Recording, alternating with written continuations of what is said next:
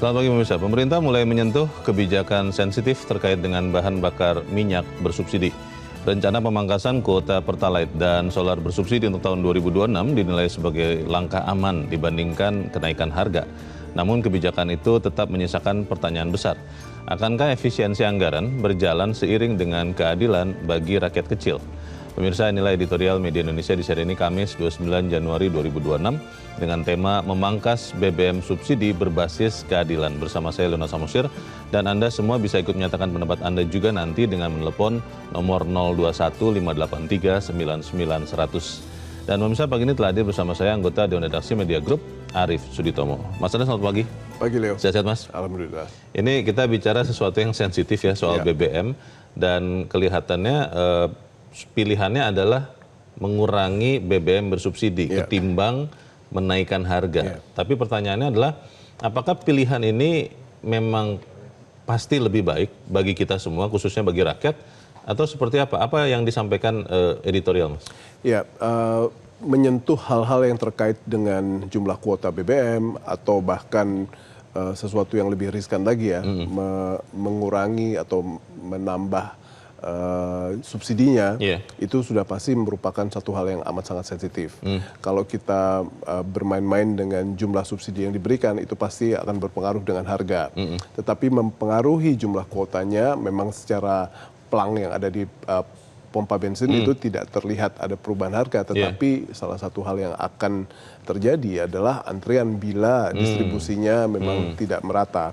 Jadi salah satu hal yang paling penting untuk kita laksanakan adalah bagaimana sekarang proses ini digodok dengan baik, sosialisasi kepada publik, disimulasikan, dan disosialisasikan secara lebih baik lagi, itu merupakan salah satu hal yang penting. Jadi jangan sampai beberapa kebijakan itu begitu kita mendapatkan tekanan publik lalu balik kanan, batal. Itu merupakan salah satu hal yang justru akan dianggap sebagai sebuah situasi yang eratik ya. Jadi itu tentunya tidak kita inginkan.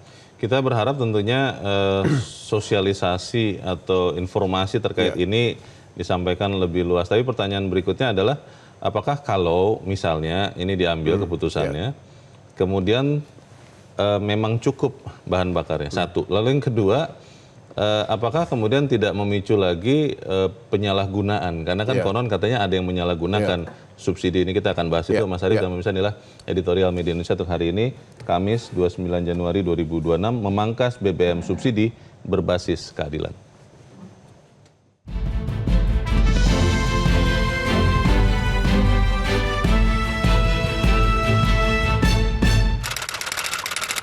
Memangkas BBM subsidi berbasis keadilan.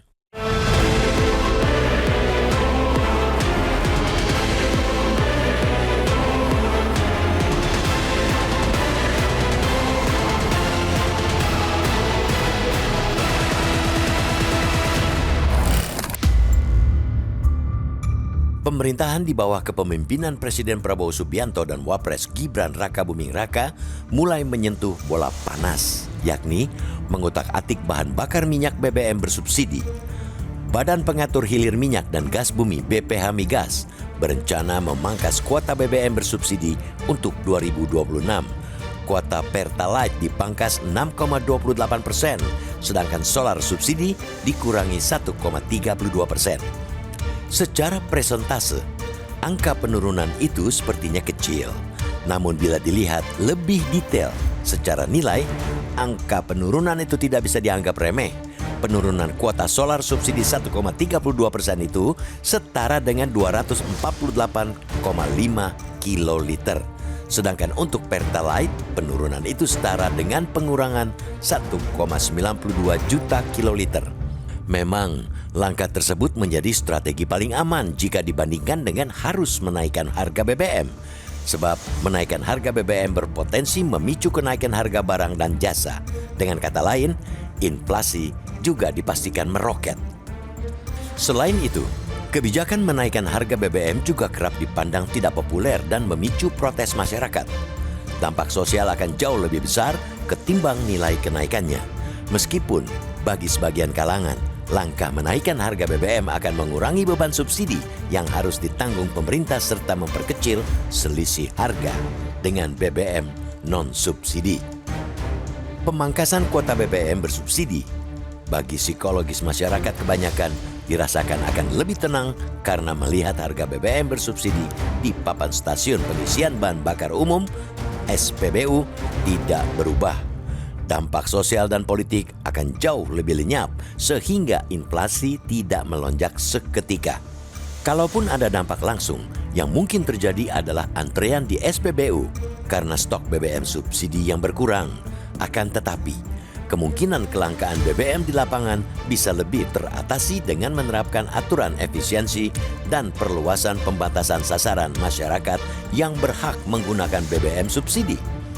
Dengan cara seperti itu, subsidi tidak lagi dinikmati pemilik mobil besar dengan konsumsi melebihi ambang batas.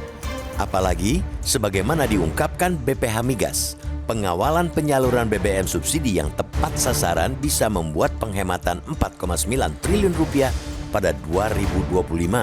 Tahun lalu, penggunaan BBM subsidi harus mengisi data untuk memperoleh kode QR agar bisa mengisi bensin.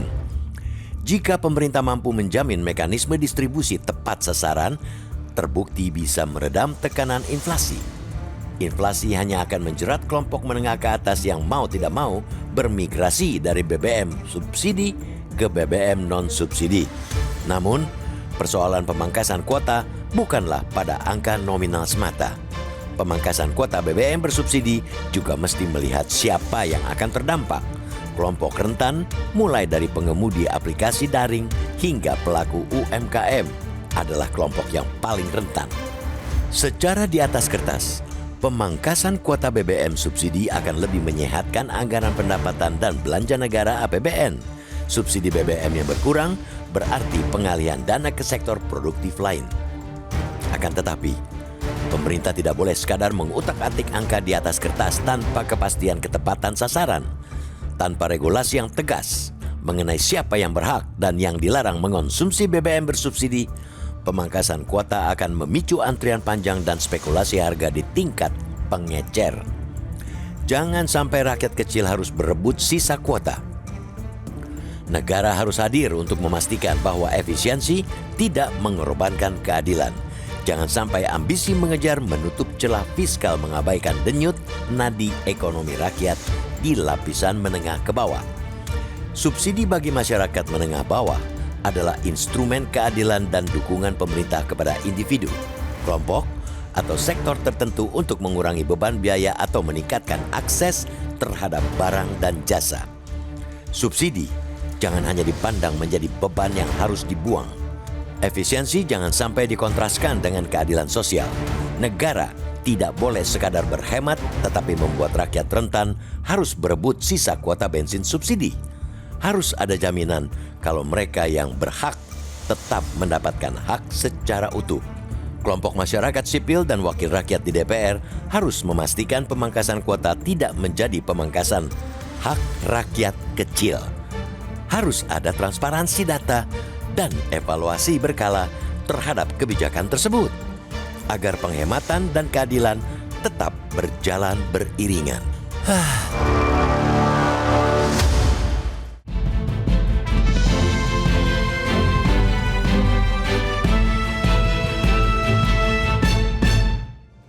Di bagian berikut Anda bisa ikut menyatakan pendapat Anda terkait editorial pagi ini. Pemirsa, untuk saat ini tetaplah bersama kami.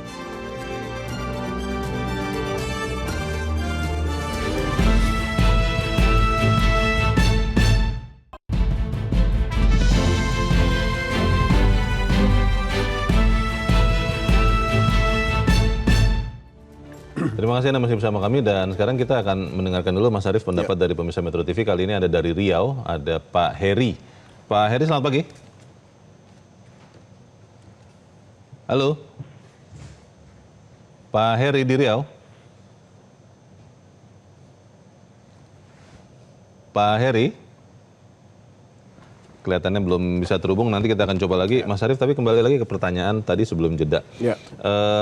Kalau kebijakan mengurangi kuota ini, baik Pertalite maupun solar bersubsidi sudah dilakukan, bagaimana kita bisa memastikan bahwa dengan jumlah yang berkurang ini pun, kebutuhan masyarakat itu memang terpenuhi, satu. Lalu yang kedua, kita meminimalkan penyalahgunaan? Karena kan kita sudah tahu banyak sekali penyalahgunaan yang terjadi. Bagaimana, Mas? Saya percaya bahwa pengambilan keputusan ini kan berlandaskan data di mana ada beberapa persen dari penggunaan BBM bersubsidi ini yang tidak tepat sasaran. Jadi data tersebut digunakan untuk menjadi alasan kita mengurangi kuota. Dan apabila itu memang benar-benar terjadi, artinya yang harus diberantas adalah kejadian-kejadian di lapangan di mana pihak-pihak yang sama sekali tidak berhak untuk menikmati BBM bersubsidi ini harus diberantas, gitu ya. Karena kan kasihan petugas pom bensin itu harus menghadapi drama setiap hari di saat pihak-pihak yang punya kekuatan bisa menikmati hal tersebut dan pada akhirnya yang terkorbankan adalah rakyat. Apabila sekarang pemerintah atau negara hadir agar orang-orang atau pihak-pihak ini bisa dihindarkan untuk tidak menikmati BBM bersubsidi, saya pikir tidak akan ada masalah. Tapi kan sekarang kita tahu ya di lapangan dan kita juga lihat berita hari-hari misalnya ada sebuah pick up dengan kapasitas lebih dari 60 liter yang bisa mengisi untuk pada akhirnya dijual kembali gitu ya. Dimodifikasi dan ada kendaraan-kendaraan berplat merah yang pada akhirnya juga menjadi kendaraan yang menikmati BBM bersubsidi tersebut. Saya pikir apabila negara hadir, konsistensi di mana hal ini bisa ditegakkan, saya percaya gejolak yang akan timbul tidak akan besar. Baik, kita akan coba mendengarkan lagi Mas Arief pendapat dari pemirsa Metro TV, tapi kali ini dari Jambi ada Pak Ramadan. Pak Ramadan, selamat pagi. Selamat pagi Pak Leo. Assalamualaikum warahmatullahi wabarakatuh. Waalaikumsalam warahmatullahi wabarakatuh. Bagaimana nih Pak Ramadan, kuota Pertalite dan solar bersubsidi dikurangi tahun ini. Bagaimana menurut Anda Pak? Silakan Pak. Tidak dikurangi saja orang menjadi ribut Pak Leo, apalagi dikurangi. Menurut saya Pak Leo, menurut saya ya apa yang beredar di tengah-tengah masyarakat. Kalau pemikiran saya, mungkin orang dusun, subsidi ini hapus saja Pak. Ini jadi bajakan semua. Apanya dihapus Pak? Subsidinya tuh dihapus saja, tidak ada barang subsidi. Jadi hasil hapusan itu ada uang negara, yang miskin kasih uang saja Pak. Subsidi itu orang miskin tidak menikmati Pak. Ini hasil direkayasa, subsidi BBM-nya datang 5 tangki yang dijual ke masyarakat itu cuma 2 tangki, sisanya dioplos, diambil oleh si A dan si B, dan lain sebagainya. Ini permainan-permainan semua untuk menjadi bajakan uang. Jadi subsidi itu bukan menikmati, bukan rakyat langsung yang dituju oleh masyarakat, tapi jaringan-jaringan itu yang menikmati subsidi. Yang pasti hari ini saya melihat gas dan BBM. Berarti usul Pak Ramadan, subsidi itu kepada orang ya Pak, bukan kepada barang, bukan kepada BBM ya, begitu ya Pak? Itu yang pas Pak. Jadi kalau kepada orang, tahu orangnya orang miskin, kekurangannya berapa satu bulan uang itu saja. Kalau dihitung subsidi itu dihitung orang miskin, mungkin negara lebih untung. Jadi harga itu sama semuanya. Tidak ada orang bermain di situ Pak Leo kalau menurut saya. Baik. Ada permainan, BBM ada permainan. Jadi cerita-cerita subsidi itu pangkas saja, stop subsidi, uangnya diberikan pada rakyat miskin. Itu aman dan nyaman Pak. Baik, terima kasih Pak Ramadan di Jambi untuk pendapat Anda Pak. Selamat pagi. Ini kan sudah jadi perbincangan lama ya Mas Arief, kepada barang, kepada BBM atau kepada orang ya. Kalau usul Pak Ramadan seperti itu bagaimana Mas? Ya, antara politik subsidi dan mekanisme subsidi itu memang merupakan sebuah konsensus besar yang pada akhirnya harus dipilih oleh pemerintah. Karena sejak zaman reformasi kita sudah berusaha untuk mengurangi subsidi BBM itu cukup signifikan. Tetapi politik subsidinya kan belum berubah. Sehingga itu memang merupakan sebuah konsensus baru yang harus kita ambil apabila subsidi itu tidak kita berikan di di hilir tapi di hulu misalnya. Ini merupakan salah satu hal yang kita harus ambil konsensusnya. Namun kalau misalnya sekarang kita ambil secara terburu-buru, ini kan dampaknya kepada ekonomi dan pertumbuhan juga agak berbahaya. Karena kalau kita ambil terburu-buru nanti harga akan naik, akan inflasi atau segala macam. Itu merupakan sebuah hal yang tentunya tidak ingin dihadapi oleh pemerintah dalam situasi seperti ini. Masalah besarnya juga adalah kalau kita tidak membahas soal ini, saya rasa jangan-jangan banyak masyarakat, banyak pemirsa Metro TV dan di luar sana yang tidak mengerti nih masalah ini, Mas, bahwa nanti di bulan sekian ternyata antriannya bisa jadi panjang. Pertanyaannya adalah bagaimana kemudian informasi ini bisa disebarluaskan sedini mungkin. Kita bahas di bagian berikut. Mas Arief, pemirsa tetap bersama kami, Editorial Media Indonesia segera kembali.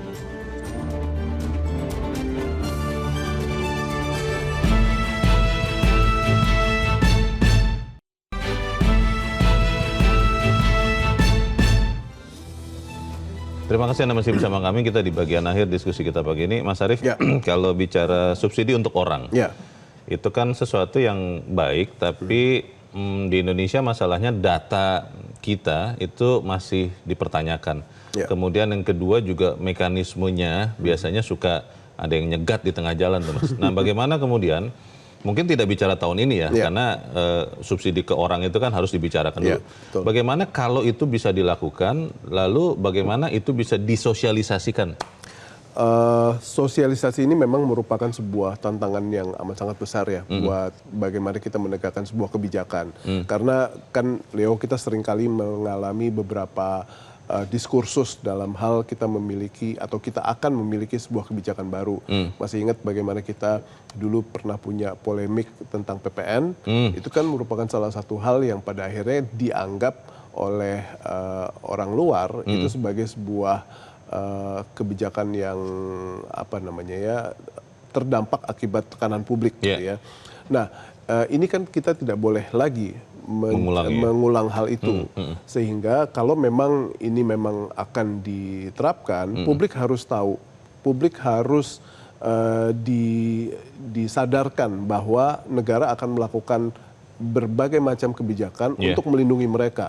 Misalnya seluruh pihak atau seluruh orang yang selama ini menikmati BBM bersubsidi secara ilegal itu akan dihambat sedemikian rupa, dicegah sedemikian rupa dengan sistem yang diciptakan. Dan saya rasa dengan simulasi, dengan komunikasi dan sosialisasi yang tepat, dengan jeda waktu yang cukup baik, segala macam hal yang pada akhirnya akan menimbulkan gejolak itu akan bisa di-manage. Karena kita tidak mungkin meniadakan gejolak, karena kebijakan ini pasti akan ada pro dan kontra. Tetapi kita tidak ingin ada gejolak sosial yang lebih parah lagi. Kita ingin tenang membangun, kita ingin perjalanan menuju Indonesia menjadi high income country, punya pertumbuhan 8%, itu lebih kondusif, investasi masuk, dan kan kita tidak bisa membuat sebuah kebijakan yang dengan sengaja membuat iklim investasi menjadi tidak kondusif. Jadi saya rasa elemen komunikasi, elemen sosialisasi, dan bagaimana kita mensimulasikan dan mencontohkan itu kepada publik, saya pikir itu merupakan salah satu rangkaian yang tidak boleh dianggap remeh. Kalau dari unsur pemerintahnya, Mas Arief, siapa yang harusnya menjadi komandan ya, yang ada terdepan untuk mensosialisasikan masalah ini? Apakah ESDM, apakah Komdiji misalnya, atau Badan Komunikasi Pemerintah? Kan sudah lumayan banyak yang bisa mengkomunikasikan. Siapa, Mas? Saya pikir ESDM merupakan salah satu leading sektor yang bisa kita harapkan. Apalagi juga Komdiji juga merupakan salah satu kementerian yang sementara ini cukup berperan untuk mensosialisasikan banyak sekali kebijakan. Dan kita punya tokoh-tokoh di Dewan Ekonomi Nasional yang juga mungkin bisa, Dewan Energi Nasional yang baru saja dilantik bisa ikut berbicara. Dan banyaklah yang pada akhirnya bisa turut ikut serta, karena ini kan bukan urusan pemerintah saja ya. Yeah. Kita sendiri juga mungkin harus diberikan bahan-bahan bagaimana kita bisa ikut membantu pemerintah dalam mensosialisasikan kebijakan baru ini apabila memang akan diterapkan. Dan itu harus dilakukan sesegera mungkin. Sesegera mungkin. Supaya tidak ada simpang siur di medsos terutama, karena pasti akan ada saja yang mau memanfaatkan kesempatan ini ya Mas. Ya, dan saya pikir pro kontra itu pasti akan terjadi. Tetapi apabila kita memiliki sebuah pemahaman yang firm, pemerintah memiliki argumen yang baik ya, narasi yang baik, saya pikir itu merupakan salah satu hal yang tidak boleh dilewatkan ya. Jadi itu merupakan sosialisasi, komunikasi merupakan hal yang mutlak. Dan kita siap bantu itu ya untuk sosialisasi. Baik, Mas Arief Suditomo, terima kasih sudah hadir di tempat ini. Selamat pagi Mas. Terima kasih Leo, pagi.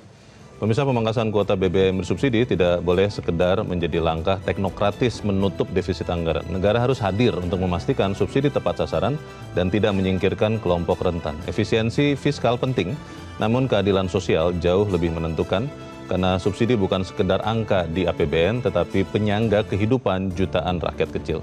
Saya Leonard Samosir, berterima kasih Anda sudah menyimak editorial Media Indonesia pagi ini. Terus jaga kesehatan Anda, terus jaga nurani Anda. Selamat pagi, sampai jumpa.